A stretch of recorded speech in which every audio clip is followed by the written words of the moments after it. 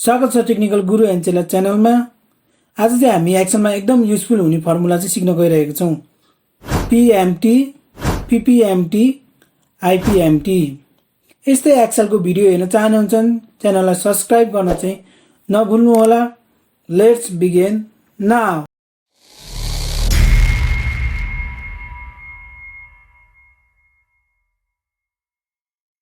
EMI calculation गर्न चाहिँ अब हामीले लोन कति ल्याएको छौं, लोन एमाउन्ट चाहिँ कति ल्यायौं, 5 लाख, 20 लाख, 15 लाख, अब कति ल्यायौं त्यो एमाउन्ट चाहिँ हामीले यहाँ राख्नु पर्यो।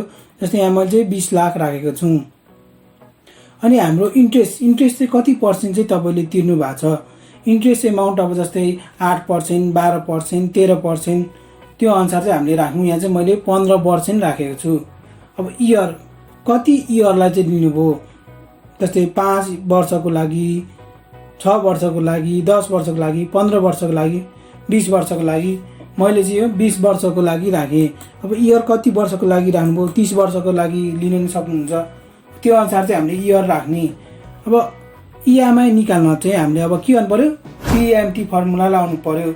PMT फर्मुला लाउनलाई चाहिँ हामीले इजिकल टु टाइप गरौँ अनि PMT ब्र्याकेट स्टार्ट गरौँ। ब्र्याकेट स्टार्ट गरेपछि हाम्रो यहाँ इन्स्ट्रक्सन आउँछ। यो इन्स्ट्रक्सनलाई चाहिँ हामीले जुनसुकै फर्मुला लाउँदाखेरि चाहिँ हामीले के गर्नुपर्छ, फलो गर्नुपर्छ। अब रेट भनेको छ, रेट भनेको चाहिँ हाम्रो 15% हो। त्यही भएर त्यो सेललाई सेलेक्ट गरौँ। अब 15% भनेको चाहिँ के हो, इयरली हो। त्यही भएर हामीलाई यसलाई मन्थमा लानु पर्यो। मन्थमा लानलाई चाहिँ हामीले के नि डिभाइड बाई 12।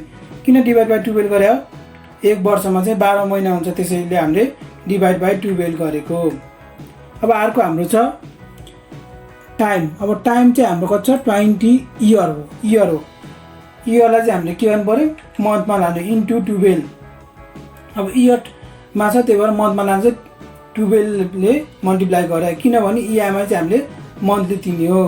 फेरि कमा दिएर PV प्रेजेन्ट भ्यालु चाहिँ हाम्रो कति छ, 20 लाख। त्यही भएर यहाँ सेलेक्ट गर्ने अनि ब्र्याकेट क्लोज गर्ने। हाम्रो के आउँछ, PMT EMI आउँछ।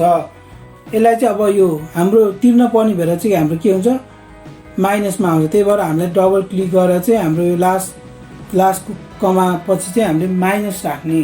किन माइनस राख्ने, माइनस माइनस प्लस हुन्छ। अब यति माइनस राखेपछि हाम्रो के हुन्छ, प्लसमा आउँछ। यी प्लसमा आयो।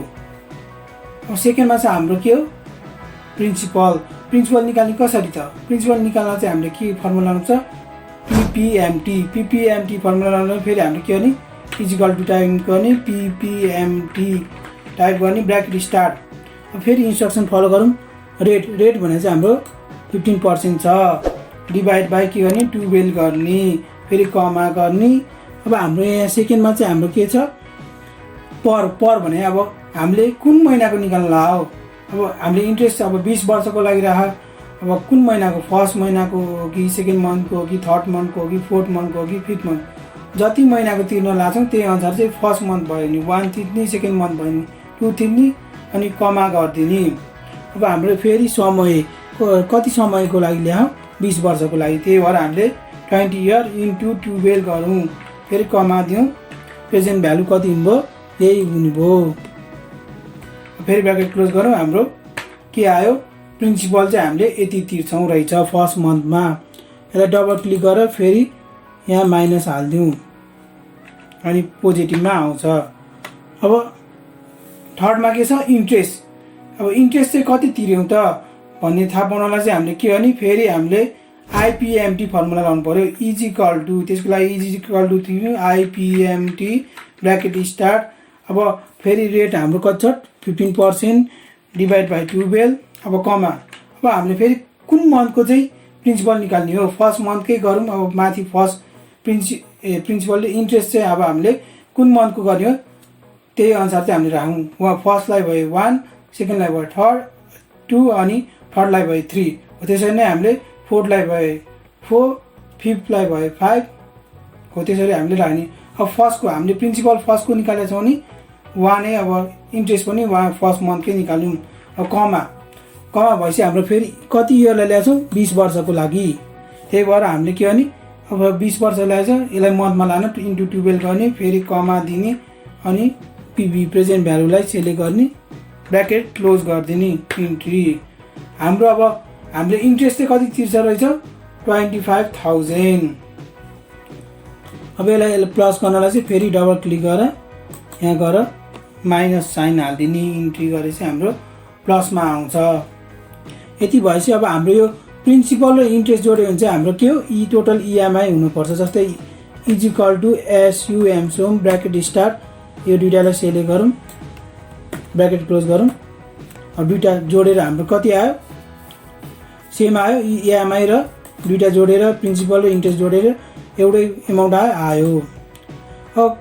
अब हाम्रो प्रिन्सिपलमा चाहिँ हाम्रो अब यो फर्स्ट मन्थको भयो हैन, अब सेकेन्ड मन्थको भयो, फर्स्ट मन्थको सेकेन्ड मन्थको भयो। अब सेकेन्ड मन्थको निकाल्नलाई चाहिँ हामीले के गर्नुपर्छ, यहाँ गएर हामीले चाहिँ के गर्नुपर्छ, यो 1 लाई चाहिँ हटाएर 2 बनाउनु पर्यो सेकेन्ड मन्थको निकाल्नलाई। अब यहाँ पनि 2 बनाउनु पर्यो हैन, 2 बनाउनु पर्यो। यसरी चाहिँ हामीले फर्मुलालाई एडिट गरिरहनु पर्छ। अब थर्ड मन्थको लागि फेरि 3 लेख्नु पर्यो। त्यसो सट्टा हामीले चाहिँ यहाँ के गर्ने भने यहाँनिर गएर MONTH मन्थ भन्ने। अब जस्तै फर्स्ट मन्थको निकाल्नु पर्यो 1 लेख्ने, थर्ड मन्थको निकाल्नु पर्यो भने 3 लेख्ने, जस्तै फिफ्थ मन्थको निकाल्नु पर्यो भने 5 लेख्ने। अब 5 को मन्थको निकाल्नु पर्यो भने यहाँ डबल क्लिक गर्ने, यो 2 लाई हटाएर चाहिँ के गर्ने, 2 लाई चाहिँ हटाएर चाहिँ हामीले यो सेललाई चाहिँ सेलेक्ट गरौँ। अब सेकेन्डको पनि डबल क्लिक गरेर हामीलाई 2 लाई चाहिँ हटाएर के गर्ने, यो सेललाई चाहिँ सेलेक्ट गरौँ। अब हामीले यो बिचमा लानु पर्यो, यसलाई यसरी हामीले बिचमा लगाउँ। अब यो 5 मन्थको, अब 5 मन्थको चाहिँ हाम्रो आइसक्यो। अब 6 मन्थको निकाल्नु पर्यो, हामीले यो 5 मन्थकोलाई हटाएर 6 मन्थ लियो भने हाम्रो दुइटै 6 मन्थको आयो। 6 मन्थमा चाहिँ हामीले प्रिन्सिपल चाहिँ कति तिर्यो, यहाँ देखायो 1421.39 अनि इन्ट्रेस्ट कति तिर्यो 24,914.40। टोटल हाम्रो इएमआई कति छ, एउटै आयो। अब 7 मन्थको, अब 15 मन्थको निकाल्नु पर्यो भने 15 टाइप गर्ने, 15 आइहाल्छ। यसरी चाहिँ हामीले मन्थ यहाँनिर राख्यो भने चाहिँ यसरी डाइरेक्ट हामीले यो फर्मुला एडिट गर्नु परेन। आजको लागि यति नै, धन्यवाद।